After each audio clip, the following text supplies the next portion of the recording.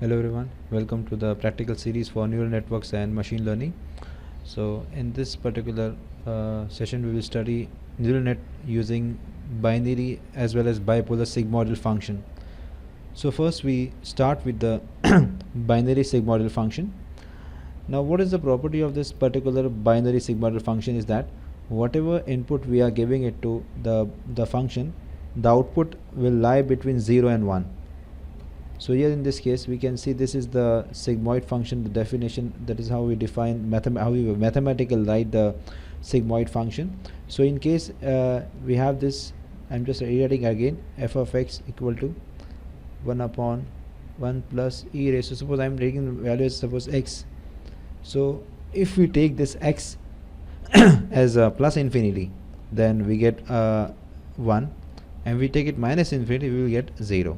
So irrespective of whatever value we take the value of x, the output is lying between 0 and 1, therefore it is called as binary sigmoidal function. This is how we give it mathematically. So we can use this function for designing the neural nets. So this is the net we will be designing. Okay, so here we have the input layer x1 x2 are the two neurons, and these are the inputs to the neuron, and this is the weight w1 w2, and this is the bias. So we will first calculate the total input to this the total input y in, and we will apply the sigmoid function to to that y in, and then we get the actual output. So you can see this is the Python program. Okay, so import numpy as np, and then we take the value of x1, enter the value of x2, w1 w2, and we take the bias, in this case b equal to 1. The total input is calculated by b plus x1 into w1 plus x2 into w2. So we get the net input y in. Now this is the part where we apply the sigmoidal function. This is the where we are applying the sigmoid function. So this is how we interpret is 1 upon 1 plus e raised to minus y in. This is what the calculation is done, and whatever output we are getting, we are rounding it to 4 places. So this is how we do. Let us execute this on PyCharm. So here I have copied the entire program in PyCharm. This is the program. Okay, now let us run the program. So just click here and run this practical.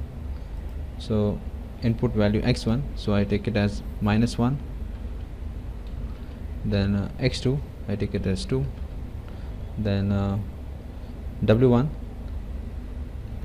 let's take it as -2, and w2 let us take it as -1.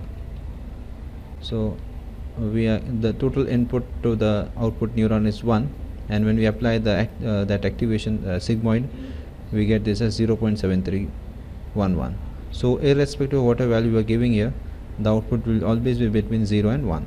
We see the neural net using bipolar sigmoid function. So this is how we see the bipolar sigmoid function, the graphical representation of a bipolar sigmoid. So why it is called as bipolar? Because irrespective of whatever value you give for the function, the output is lying between +1 and -1.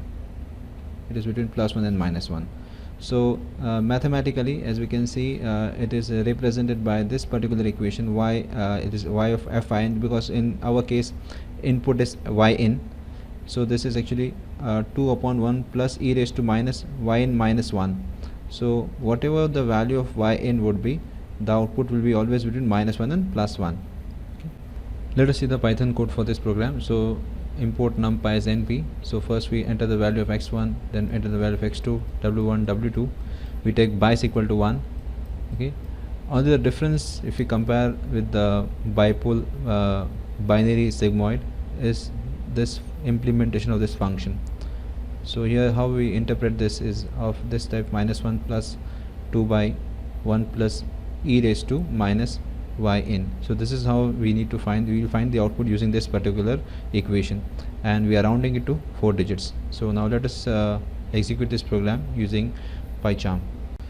So this is the required code. I have copied it on the I will share the link of this in the description section of the video. You can also download from there code for both the binary sigmoid as well as the program for the bipolar sigmoid. So this is the program. Let us run the program. So when we run the program, we are prompted to find input the value of x1. Let us take it as, suppose I take it as value as 1, okay, and then x2 is also 1, w1 and w2 we are taking all as 1. So now as you can see, the input to the neuron is actually it is 3 3, and we are getting output as 0.9051. This is what we are getting. Okay, now let us run it again. Okay, we give some different value. So here I will give -1, then again let us take it as -1 again, then let us take it as 1 again, 1, and then 2. So as we see, we are getting -2, and if you put the formula of -2 in that function, we get it as -0.7616. So this value, whatever output we are getting, it is between +1 and -1. So that's how this function works. So that's all for this particular program. Thanks for watching.